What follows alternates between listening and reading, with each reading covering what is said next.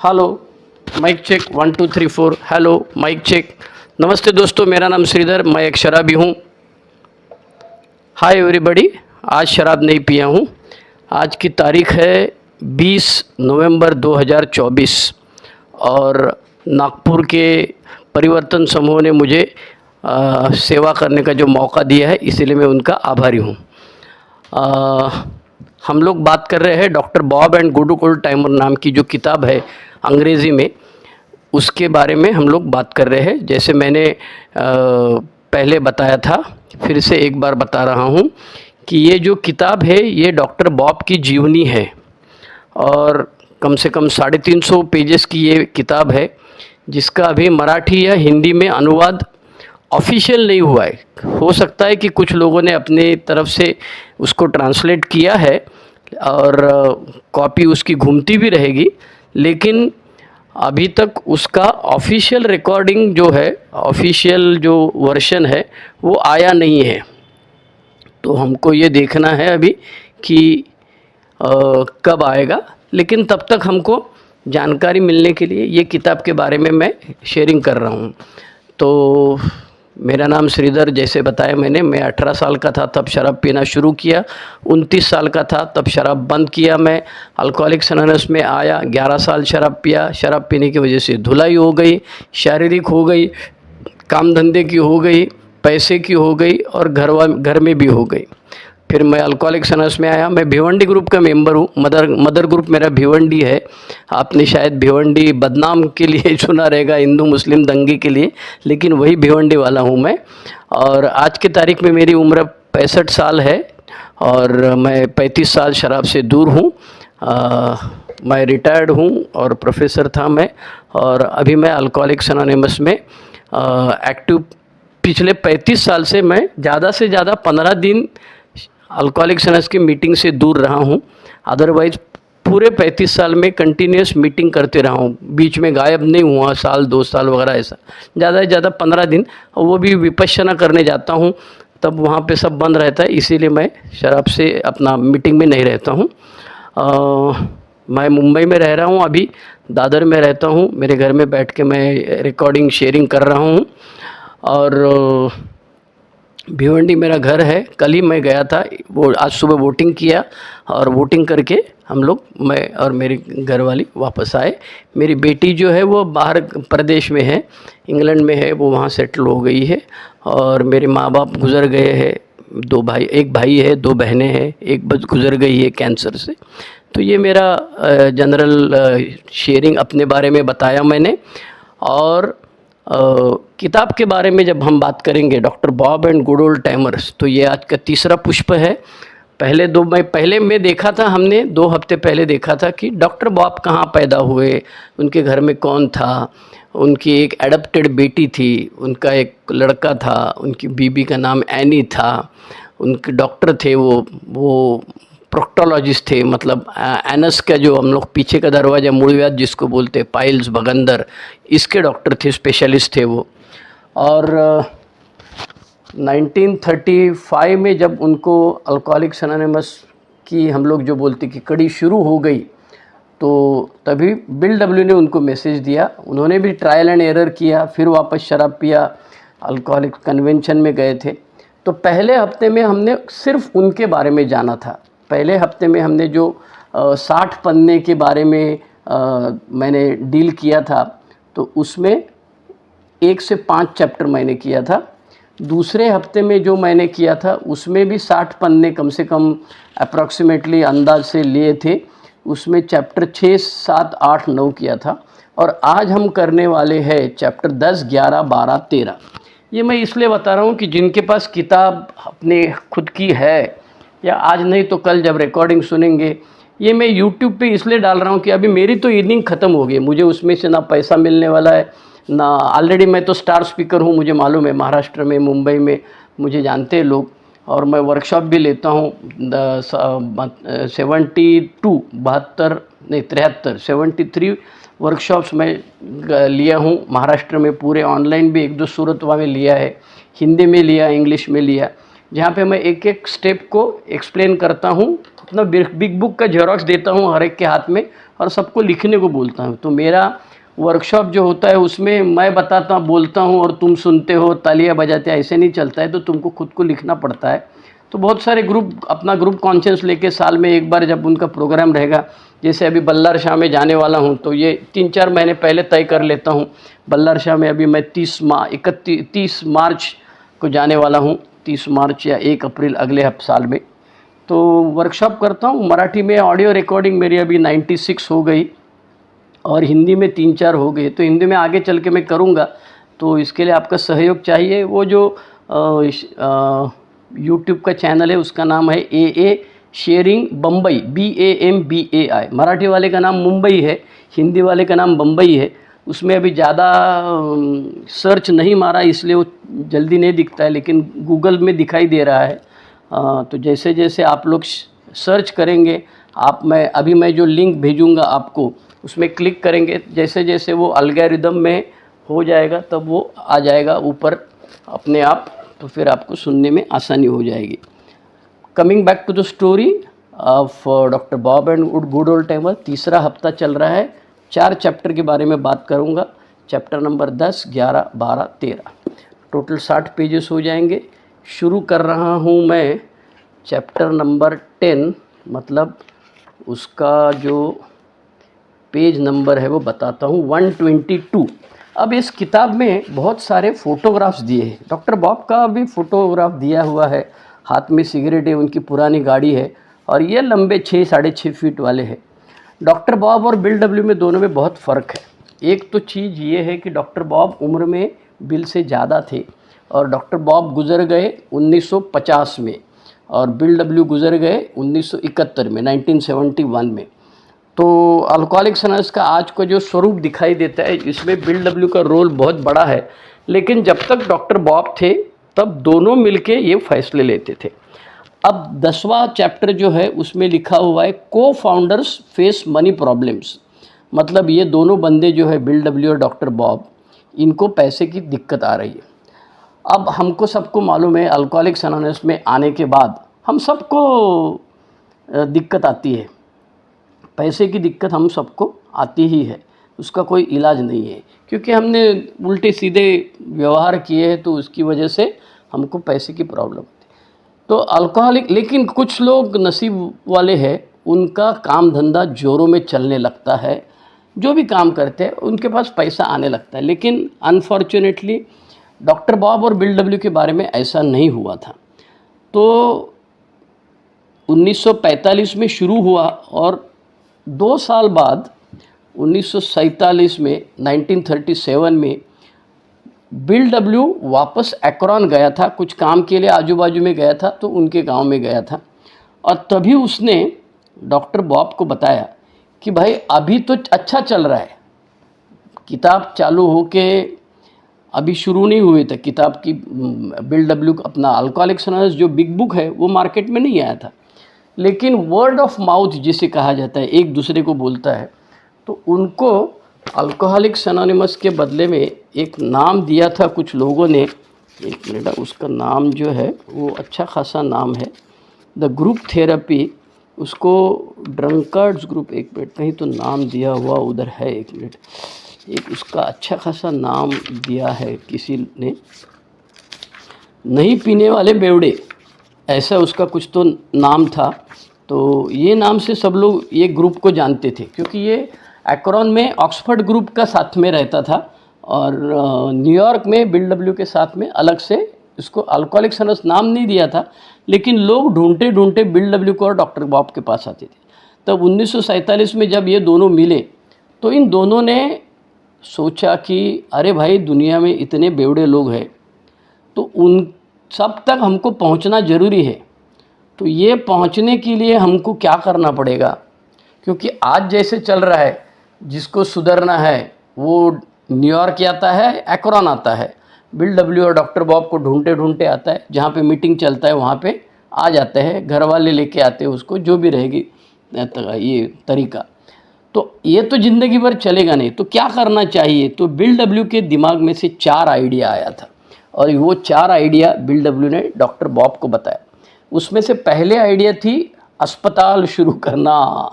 बेवड़ा लोग को तब कोई अल्कोहलिक्स एनोनिमस के अल्कोहलिक्स एनोनिमस नाम ही नहीं था तभी, तो बेवड़ा लोग को कोई लेता नहीं था हॉस्पिटल में। इसीलिए इन लोगों ने सोचा कि बेवड़े लोगों के लिए अलग हॉस्पिटल होना चाहिए। इसीलिए पहला आइडिया था अस्पताल शुरू करो जो सिर्फ बेवड़ा लोगों के लिए रहेगा।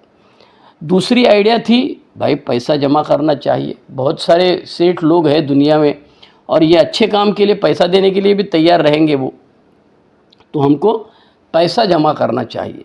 तीसरी आइडिया थी मिशनरी।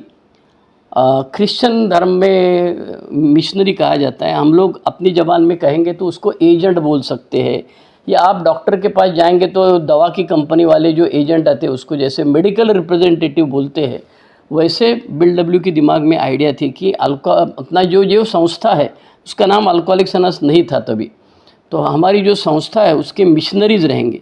और चौथी आइडिया जो थी वो किताब लिखेंगे जिसमें हम लोग कैसे शराब से दूर रहते हैं उसके बारे में जानकारी लिखी जाएगी। अब मैं परसों गया था गढ़चिरौली में वर्कशॉप लेने के लिए, और गढ़चिरौली का वर्कशॉप ख़त्म होने के बाद दूसरा दिन साइट सीइंग के लिए मैं जाता हूँ कभी आजू बाजू में घूमने, तो सर्च हॉस्पिटल है SEARCH, आप इंटरनेट में डालेंगे तो मिल जाएगा आपको। ये विदर्भ वाले जो है उनको सब मालूम पड़ेगा, वणी वाला जो है बंदा वणी वाला है, बल्लार शाह वाला, ये सबको मालूम पड़ेगा मैं किसके बारे में बात कर रहा हूँ। तो वहाँ पर मैं डॉक्टर बंग को मिला, डॉक्टर मिसेस बंग। ये जो अभय बंग और रानी बंग है उनकी ये बहू थी, उसका नाम आरती बंग था। तो उसने कहा कि मैं ये लोगों के साथ बात करती हूँ, अरे लेकिन ये लोग बोल नहीं पाते कि ये क्या हुआ, हमारे पेशेंट को बोलना चाहिए ना क्या हुआ। तो मैंने उनको बताया, अंग्रेज़ी में समझाया उनको कि मैडम हम बेवड़ा लोग को हम कैसे सुधरे इसके बारे में ज़्यादा जानकारी नहीं है, हमको इतना ही मालूम है कि अल्कोहलिक्स एनोनिमस का मीटिंग में जाएगा तो कुछ जादू होता है और वो जादू की वजह से हमारी शराब बंद होती है।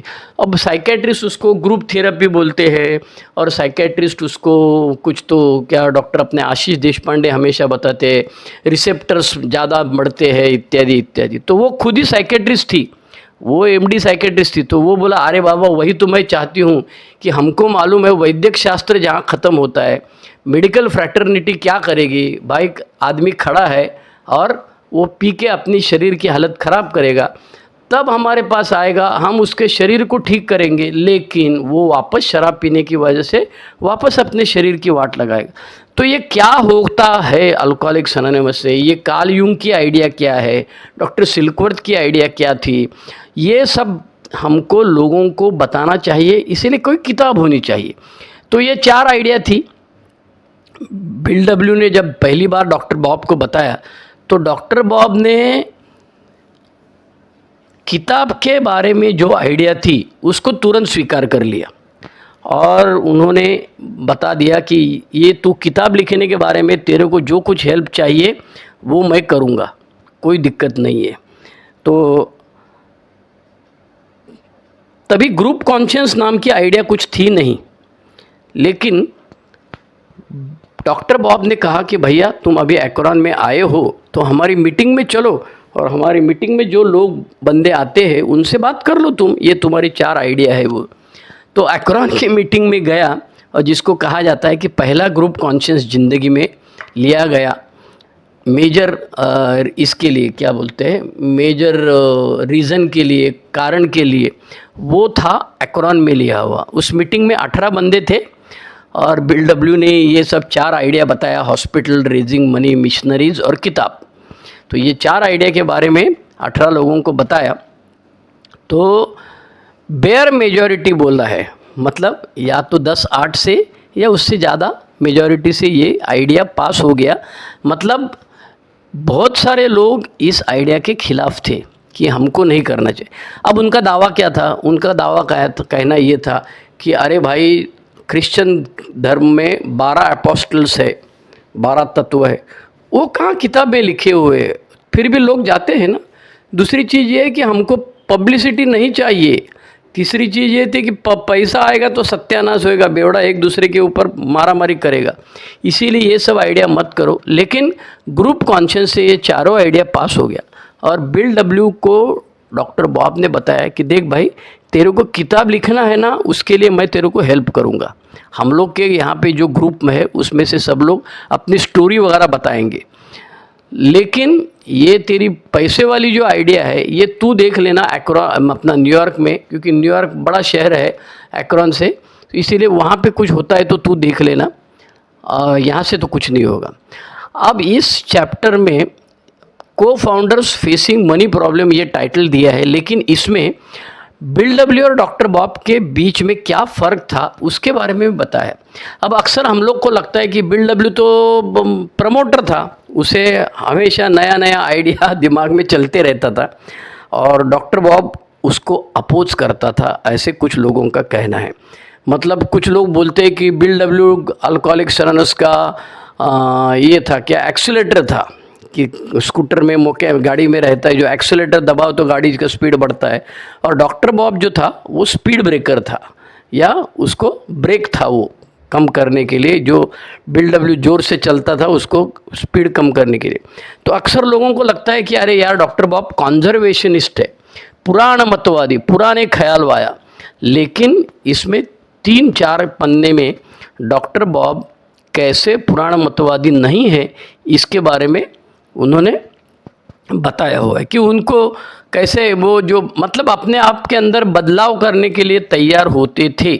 पुराने आइडिया जो है दिमाग में बैठे हुए बचपन से लेखा देखा हुआ, या मेरा खुद सेल्फ सेंटर जिसको हम कहते हैं, ये जो आइडिया थी उसको बदलाव करने के लिए तैयार थे। इस दरमियान न्यूयॉर्क में जाके बिल डब्ल्यू ने, एक धनी आदमी था, जैसे अभी धीरूभाई अंबानी या अडानी या और क्या टाटा ट्रस्ट, ये सब पैसे देते हैं अच्छे काम के लिए। हमारे यहाँ बम्बई में कोई हॉस्पिटल में एडमिट वगैरह रहेगा तो सिद्धिविनायक मंदिर का ट्रस्ट जो है उसमें से भी बहुत सारा पैसा दिया जाता है। तो ऐसे उस दरमियान रॉकफेलर नाम के इंडस्ट्री थी, रॉकफेलर नाम के एक धनाढ्य आदमी थे, उनके पास बिल डब्ल्यू ने कहीं से जान पहचान, उसका साला तो बीबी का भाई था, उसको पकड़ के कहीं से उसका जो सेक्रेटरी था रॉकफेलर का उसके पास पहुंच गए। अब ये जो स्टोरी है ये डिटेल में हम लोग पास इट ऑन में देखेंगे। अगर हमको सुगत भाई ने मौका दिया तो डॉक्टर बॉब ख़त्म होने के बाद हम पास इट ऑन के बारे में बात कर सकते, तो उसमें ये स्टोरी डिटेल में आई है। लेकिन ये किताब ज़्यादा करके डॉक्टर बॉब के बारे में होने की वजह से बिल डब्ल्यू ने क्या क्या किया और कैसे रॉकफेलर के पास पहुंच गया और क्या क्या उनकी मुलाकातें हुई, वो जो फ्रैंक एमॉस करके जो रिपोर्टर ये थे, उनके सेक्रेटरी थे, उनको अपॉइंट किया था रॉकफेलर जूनियर ने कि भाई ये क्या चलता है तुम देखो ज़रा। तो उन्होंने सब लोगों को बुलाया, एक साथ बात किया, डॉक्टर बॉब आए, कई डॉक्टर आए, कुछ लोगों ने अनुभव बताए, और किताब उस दरमियान जो छप गई थी तो किताब की कॉपियाँ उन्होंने सस्ते में ले ली। वो धंधा करने वाले लोग थे तो उन्होंने सस्ते में बताया। लेकिन इस दरमियान डॉक्टर बॉब के बारे में बाकी लोगों ने क्या कहा था, तो डॉक्टर फर्ग्यूसन करके ऑप्थेल्मोलॉजिस्ट, आई स्पेशलिस्ट थे, उन्होंने कहा कि डॉक्टर बॉब बहुत अच्छे सर्जन हैं, लेकिन 3 साल पहले बहुत शराब पीते थे, अभी उनको 3 साल हो गए, अभी वो बाकी बेवड़े लोगों को हेल्प करते हैं, लेकिन अभी उनका धंधा पहले जैसा नहीं चलता है। डॉक्टर हावर्ड है, जज है, हेनरिटा साइबरलिंग है, टी हेनरी है, इन सबके साथ अल्कोहलिक्स एनोनिमस का जीएसओ न्यूयॉर्क ने कांटेक्ट किया और उनको बताया कि भाई हम लोग अभी नया किताब छाप रहे हैं, तो आप हमें डॉक्टर बॉब की बारे में, जीवनी के बारे में बताइए। तो उन्होंने ये सब बताया कि वो बहुत अच्छा आदमी था, लेकिन क्या करे, 50 आदमी को मैसेज दिया, उसमें से 2 औरतें थी, मतलब ये सोबर हो गया। एक्रोन का जो हॉस्पिटल में काम करता था वहाँ पे अपने काम के अलावा इसने 50 से ज़्यादा लोगों को मैसेज दिया है और उसमें से 50 लोग सोबर है। तो लेकिन अल्कोहलिक्स एनोनिमस में जैसे हमको बोला जाता है कि शुरू में बहुत सारी तकलीफ़ें आएगी, सबसे बड़ी तकलीफ़ तो पैसा है। तो ये लोग क्या बोलते हैं कि डॉक्टर बॉब और बिल डब्ल्यू दोनों की हालत ख़राब थी, रहने को घर नहीं, खाली ब्रेड और सूप पी के इन लोगों ने कई दिन निकाले हैं। उनका घर जो था, इवन डॉक्टर बॉब क्या बिल डब्ल्यू का भी घर था, वो गिरवी पड़ा हुआ था। अब यहाँ भी इनका ऐसा ही था, घर गिरवी पड़ा था, कोई सेक्रेटरी नहीं थी।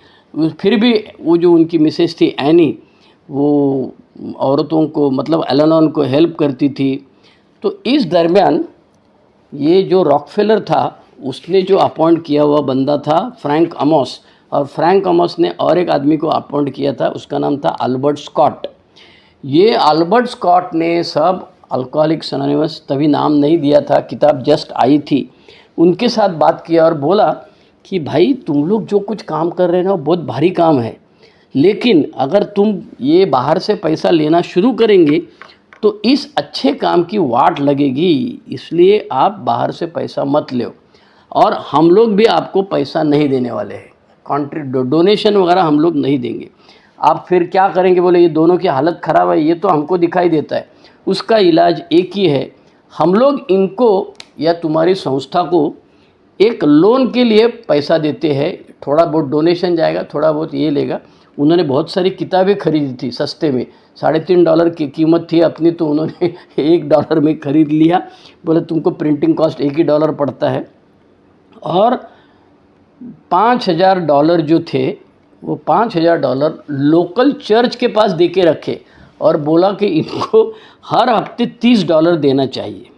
बस बिल डब्ल्यू को $30, डॉक्टर बॉब को $30। लेकिन कुछ साल के बाद में अल्कोहलिक्स एनोनिमस का जो हेड ऑफिस था उन्होंने ये तय किया कि हम उनको जो किताब चल रहा है उस किताब की रॉयल्टी आएगी और ये रॉयल्टी हम दोनों को, डॉक्टर बॉब को और बिल डब्ल्यू को देंगे।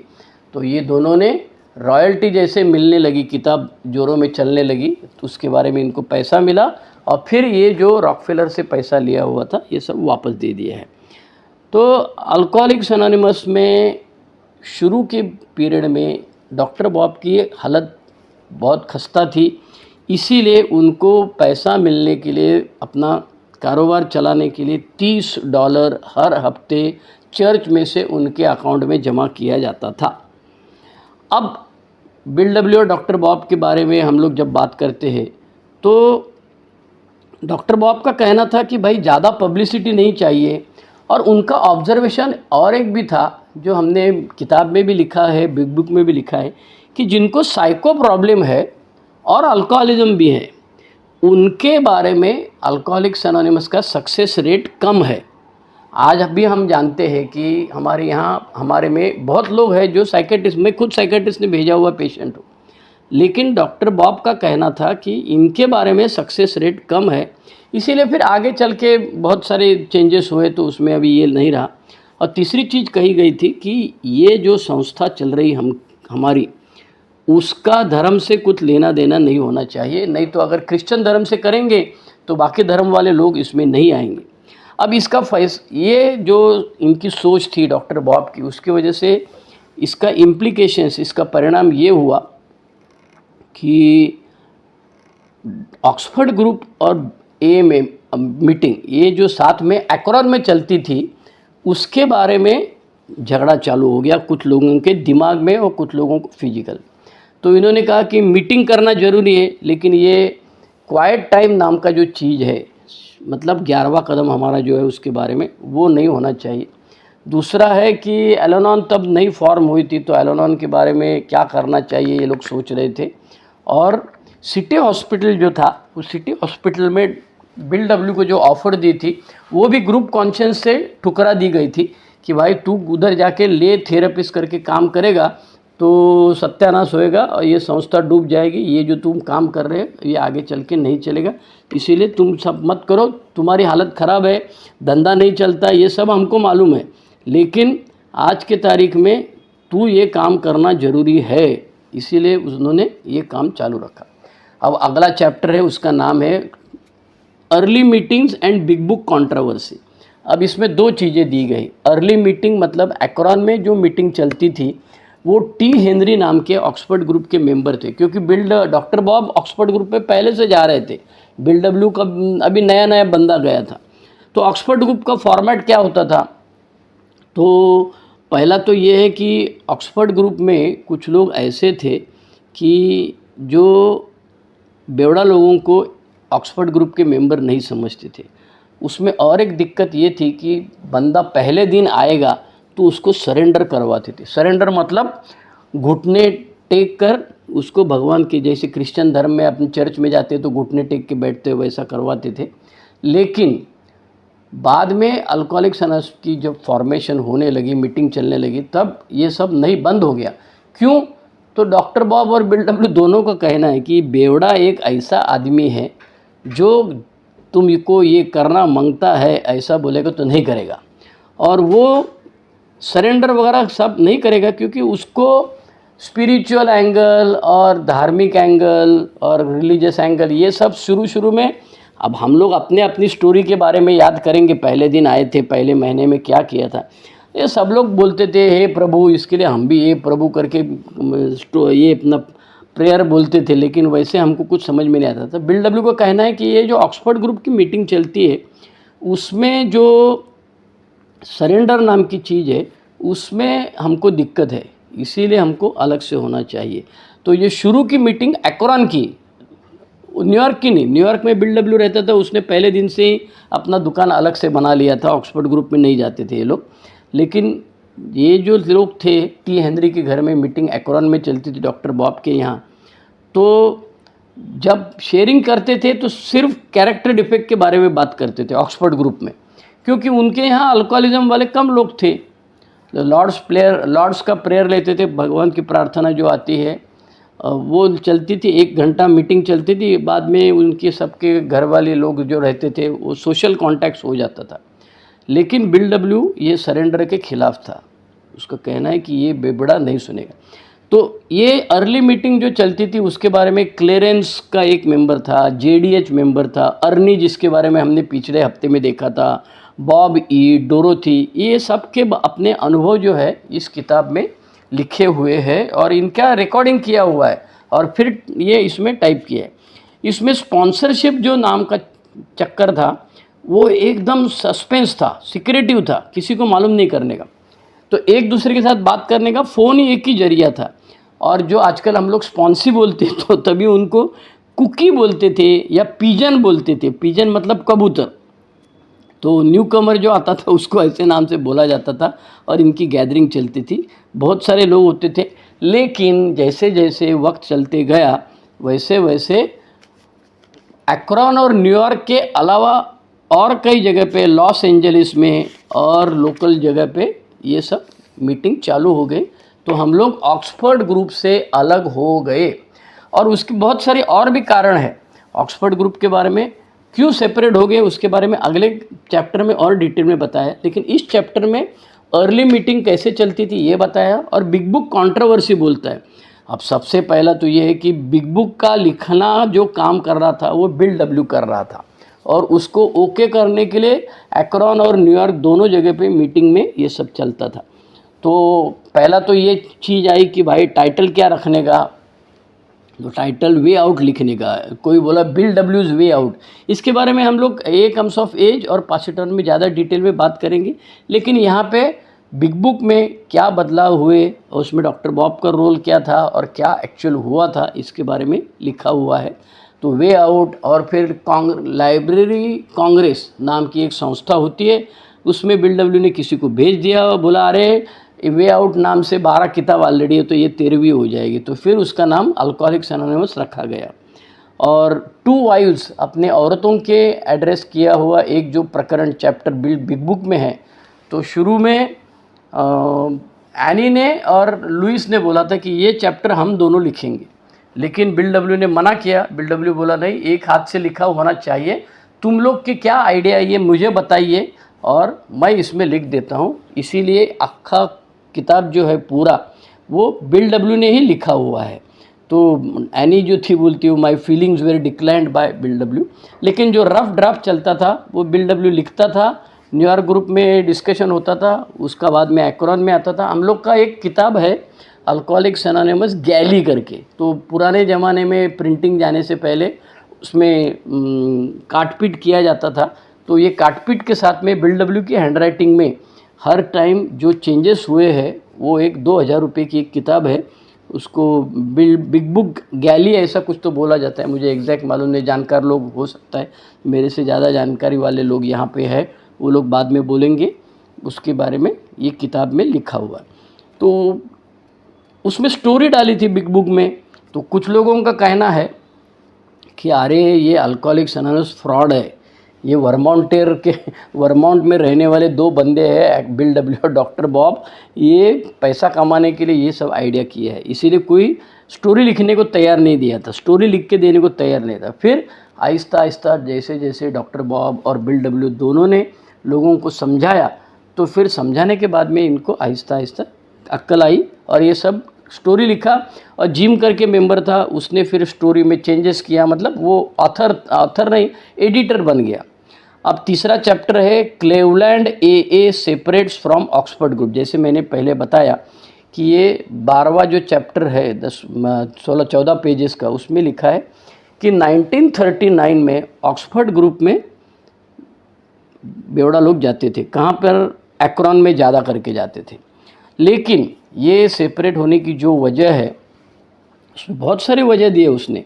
पहला ये दिया था कि ये साइलेंस फॉर गाइडेंस करके, ये जो है मतलब शांत बैठने का, भगवान डायरेक्ट अपन को बोलेगा तुमको ऐसा करना मांगता है, वैसा करना मांगता है, ये सब अल्कोहलिक्स को नहीं जमता था। क्योंकि अल्कोहलिक तो एक जगह बैठता नहीं। मैं आज भी 35 साल सोबरिटी के बाद में मीटिंग में बैठता हूँ तो मोबाइल निकालता हूँ, जेब में से पॉकेट निकालता हूँ, चश्मा निकाल के रखता हूँ, फिर लगाता हूँ, आजू बाजू में देखता हूँ, किसी को स्माइल देता हूँ, हाय करता हूँ।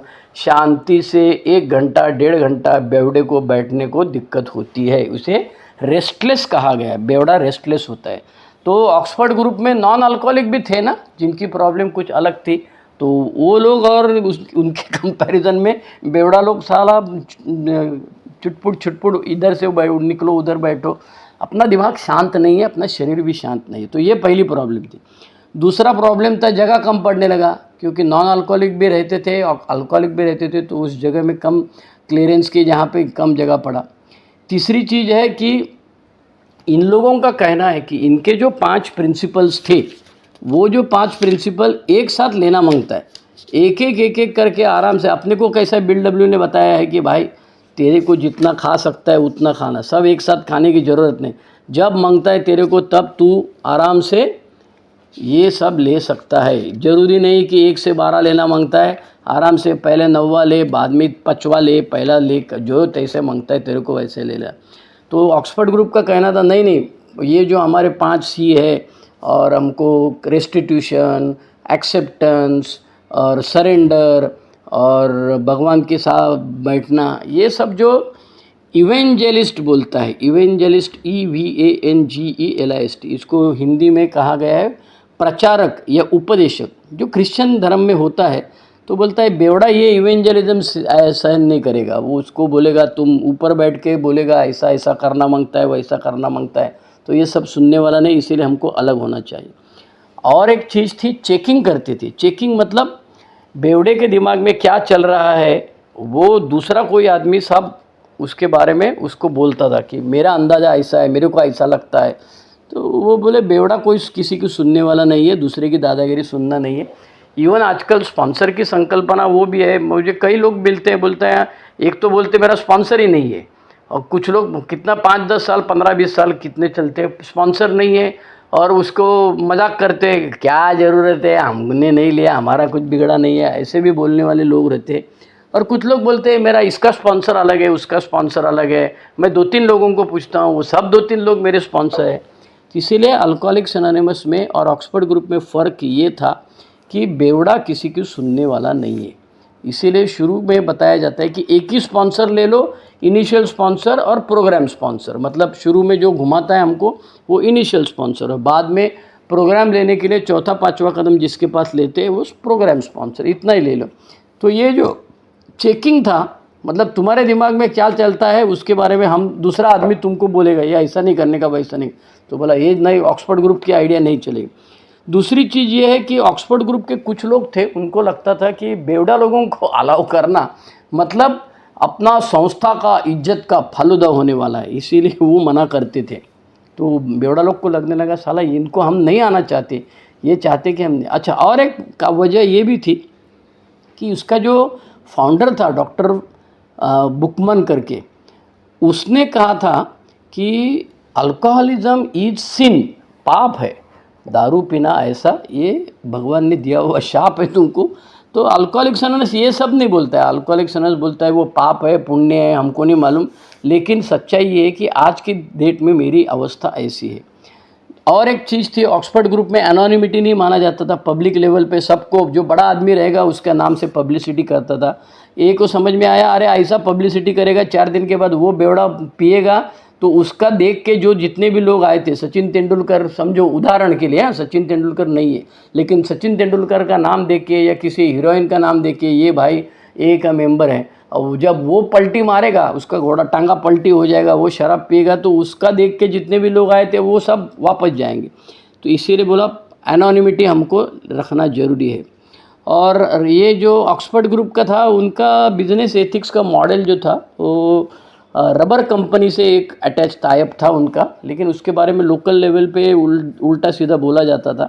इसीलिए सरेंडर करने का, हायर पावर करने का कॉन्सेप्ट जो था वो भगवान नहीं मांगता है, हायर पावर मांगता है शुरू में। और दूसरी चीज़ ये था कि कैथलिक और प्रोटेस्टेंट ये जो कौन सा बाइबल यूज़ करते थे उनमें फ़र्क था।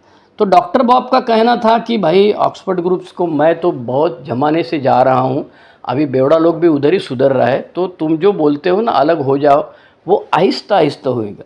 लेकिन बिल डब्ल्यू का कहना था आहिस्ता आहिस्ता नहीं, ब्रेक करो। और इसीलिए अल्कोहलिक्स अनोनिमस का और ऑक्सफोर्ड ग्रुप का एक साथ मीटिंग न्यूयॉर्क में नहीं, ऑक्सफोर्ड ग्रुप में अपना ये एक्रॉन सिटी में जहाँ डॉक्टर बॉब रहते थे होता था, वो अल्टीमेटली तोड़ दिया गया। और क्लीवलैंड में एक्रॉन में से पहला अल्कोहलिक्स अनोनिमस का अलग से मीटिंग चालू हो गया। उसकी डेट है 11 मई 1939, 11 मई 1939। क्लीवलैंड में ओनली फॉर अल्कोहलिक करके अलग से हो गया। वहाँ भी ये ऑक्सफोर्ड ग्रुप के मेंबर आए, इन्होंने चिल्ला चिल्ली किया कि भाई तुम लॉयल्टी नहीं है, जिसने तुमको ये दिया उस ऑक्सफोर्ड ग्रुप के बारे में तुमको लॉयल होना चाहिए, कृतज्ञता व्यक्त करना चाहिए, तुम अलग नहीं रह सकते, ऐसा वैसा। लेकिन डॉक्टर बॉब उनके साथ में था। डॉक्टर बॉब शांत थे, इसीलिए लोकल लेवल पे टी हेनरी, क्लेरेंस इत्यादि सब लोगों का बंद कर दिया और अलग से मीटिंग चालू हो गया। अब और एक चैप्टर आज करेंगे, उसका नाम है movement spread in mid town. Movement मतलब अल्कोहलिक्स अनोनिमस, ये मूवमेंट थी, संस्था थी। इसका स्प्रेड मतलब ये बढ़ने लगा। अब ये बढ़ने लगा, इसकी बहुत सारी कारण है। एक कारण है, लिबर्टी नाम का एक मैगज़ीन था, उसने अल्कोहलिक्स अनोनिमस के बारे में छापा था। इसके लिए 300-400 लेटर्स आए, उन्होंने पोस्ट बॉक्स नंबर दिया था 459 अपना जो चलता है वो। बाद में फेथ करके मैगज़ीन है जो धर्म के बारे में लिखता है, लेकिन उसने भी आर्टिकल लिखा था कि भाई सिर्फ धर्म से अल्कोहलिज्म बंद नहीं होता है, उसको ग्रुप थेरेपी चाहिए, अल्कोहलिक्स अनोनिमस चाहिए। और सबसे भारी तो 1 मार्च 1941, वो 1 March 1941 Jack Alexander article Saturday Evening Post में, वो जो बंदा था जैक अलेक्जेंडर उसने सब जगह जाके इंटरव्यू लिया, सब देखा। बिल डब्ल्यू का फ़ोटो भी छापना पड़ा, नहीं तो बोला नहीं आर्टिकल लिखता जा, क्या करना है करो। तो फिर झक मार के बिल डब्ल्यू का फ़ोटो देना पड़ा उनको, डॉक्टर बॉब को फ़ोटो देना पड़ा। और फिर Jack Alexander article Saturday Evening Post में आने के बाद में बहुत सारे मेंबर बढ़ने लगे। तो अल्कोहलिक्स अनोनिमस का जो स्प्रेड इसमें था सिर्फ किसमें, न्यूयॉर्क और एक्रॉन में था, वहाँ से वो क्लीवलैंड में भी होने लगा। तो क्लीवलैंड में डॉक्टर बॉब ज़्यादा इन्वॉल्व शुरू में नहीं हुए थे। उसकी वजह भी बहुत थी कि एक्रॉन से क्लीवलैंड में जो नया ग्रुप चालू हुआ, मतलब पहले ऑक्सफोर्ड ग्रुप के साथ में थे, अभी ए का अलग मीटिंग चालू हो। तो डॉक्टर बॉब के खाने के वांदे थे, तो उनको प्रॉब्लम्स थे पैसे के, इसीलिए वो परेशान थे। दूसरी चीज़ ये है कि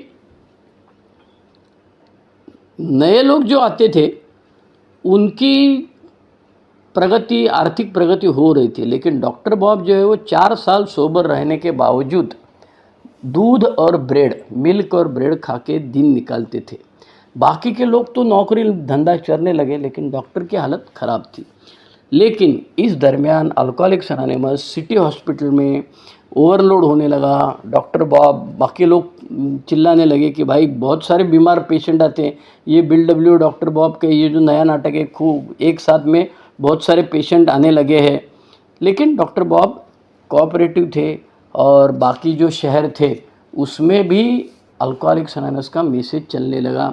तो एक्रोन से शिकागो में गया, फिर सिल्विया नाम की एक औरत जो शिकागो ग्रुप में अपने मतलब पहली ये बोलती जाती है क्या, लेडी ए मेंबर। बाद में एक अंधा आदमी भी इसमें आ गया था, उसका नाम था नॉर्मन।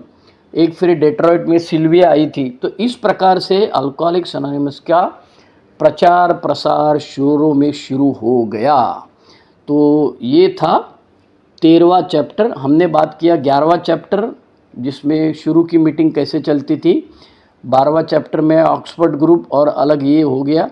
और 13वां चैप्टर जो था 10, 11, 12, 13 4 चैप्टर देखा हमने।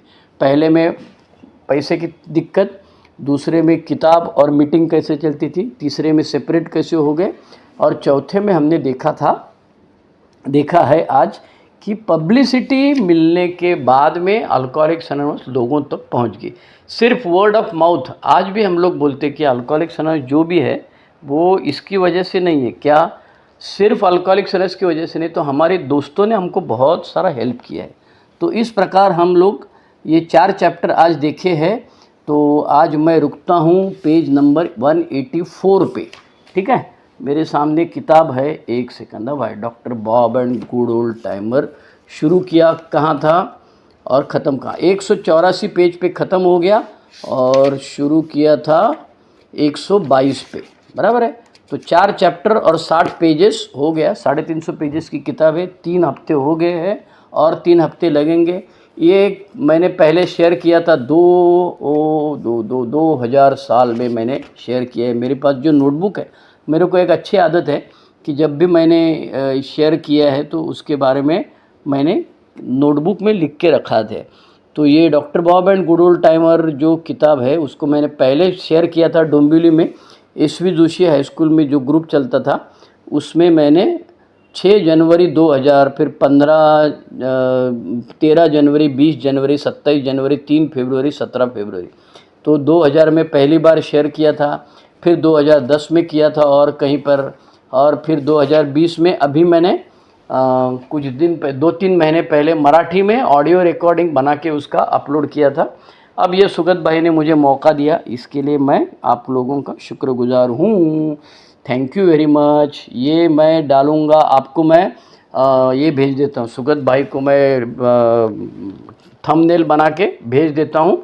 अच्छा, ये यूट्यूब चैनल पे डालने से मेरा कोई पैसे का फ़ायदा नहीं मिल रहा है, इसमें कोई पैसा वैसा नहीं मिलने वाला है। उसमें सेटिंग में हमने चेंज किया है, जैसे रविकांत ने किया वैसे मैंने किया है कि उसका पैसा हमको नहीं मिलने वाला। दूसरी चीज़ ये है कि मैं तो अभी खसकेगा, बुढ़ा हो गया, मर जाऊंगा, तो मैंने ऑलरेडी 2-4 लोगों को उसका को होस्ट, जैसे अभी मीटिंग में बनाते हैं वैसे ये जो ग्रुप चल रहा है उसमें भी मैंने 2-4 एडमिन कर दिए जो टेक्नो सेवी रहेंगे, जिनको प्रोग्राम में इंटरेस्ट रहेगा।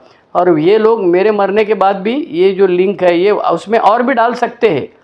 जो नए बंदे आएंगे, ये चलाने वाले एडमिन लोग जो रहेंगे, ये नए शेयरिंग डालेंगे, लेकिन मुझे जितनी अक्ल है 35 साल में जो आया हुआ है ये मैं डालूँगा। तो अभी हिंदी चैनल चालू किया है, तो आप लोगों को रिक्वेस्ट है कि आप लोग यूट्यूब में जाके सर्च करना है, ए अंग्रेज़ी में लिखना है, a space sharing space Bambai, BAMBAI, Bambai Shridhar, SHRIDHAR, तो आपको मिल जाएगा। और जैसे बार बार आप सर्च करेंगे तभी यूट्यूब उसको एल्गोरिदम में उसका ऊपर आ जाएगा और फिर आपको सुनाई देगा। तो आज मैंने doctor Bob and good old timer का तीसरा पुष्प जो है वो मैंने आपके सामने रखा हुआ है। आप लोगों ने शांति से सुना, इसके लिए मैं आपका आभारी हूँ। ऑनलाइन मीटिंग नागपुर की परिवर्तन समूह, इन्होंने मुझे मौका दिया, इसके लिए इनका आभार हूँ। मेरी घरवाली का आभार मानता हूँ कि वो शांत बैठती है, 1.5 घंटा शांत बैठती है, इसके लिए मैं बोल सकता हूँ आराम से आपके साथ में। नहीं तो वो बर्तन का आवाज़ करने लगी तो ये फिर दिक्कत हो जाएगी, इसके लिए उसको दम देना पड़ता है, ए भाई तुम चुप बैठो, अभी 1.5 घंटा आवाज़ नहीं करने का। तो सबका मैं आभारी हूँ, भगवान का आभारी हूँ, भगवान ने ये मुझे मौका दिया है। कल मैं रहूँ ना रहूँ, लेकिन ये यूट्यूब पर रिकॉर्डिंग तो ये ज़रूर रहेगा। जिनको इच्छा है कि doctor Bob and good old timer किताब जब आएगी तब आएगी भाई। और किताब कौन पढ़ेगा यार, ये 350 अंग्रेज़ी में है पेजेस, वो जब हिंदी में हो जाएगा तो और ज़्यादा लगेगा, 400 पेजेस हो जाएगा। तो 400 पेजेस पढ़ना अच्छा है कि ये 40 मिनट का 6 शेयरिंग सुनना अच्छा है। मेरे को कई लोग बोलते अरे तेरा शेयरिंग सुनने लगेगा हम और यूट्यूब पे तो हमको अच्छी तरह से नींद आती है। मैं बोला ठीक है भाई, जिसको नींद आती है उसको सोने दो, कोई दिक्कत नहीं है, लेकिन जिसको अपने बाप दादा के बारे में जानकारी होना चाहिए ऐसा लगता है तो बिल डब्ल्यू और डॉक्टर बॉब के बारे में जानकारी होना ज़रूरी है। इसीलिए doctor Bob and good old timers ये जो किताब है जो 1980 की फर्स्ट प्रिंटिंग है, 1977 में, ये मैंने बताया है पहले दूसरे हफ्ते में, फिर भी एक बार बता दूं कि 1977 में जीएसओ ने जनरल सर्विस ऑफ 1971 में मर गया डॉक्टर बॉब, बिल डब्ल्यू 1950 में मर गया डॉक्टर बॉब, बराबर है। 1935 में से ये अल्कोहलिक्स एनोनिमस का मीटिंग चालू हो गया या फिलोसॉफी चालू हो गया, और फिर 80 में ये लोगों ने पहले डॉक्टर बॉब का किताब लिखा। तो पहले doctor Bob and good old timers आया हुआ है, और बाकी जो है वो बाद में देखेंगे। तो आज मैं यहीं रुक जाता हूँ। Thank you very much. कुछ सवाल पूछना है तो पूछो। मैं पहले रिकॉर्डिंग मेरा जो ऐप में डाल रहा हूँ वो मैं रिकॉर्डिंग बंद करता हूँ, और रिकॉर्डिंग बंद करने के बाद में हम क्वेश्चन एंड आंसर थोड़ी देर के लिए करेंगे। ओके, ठीक है, thank you very much, bye bye, good day, good night.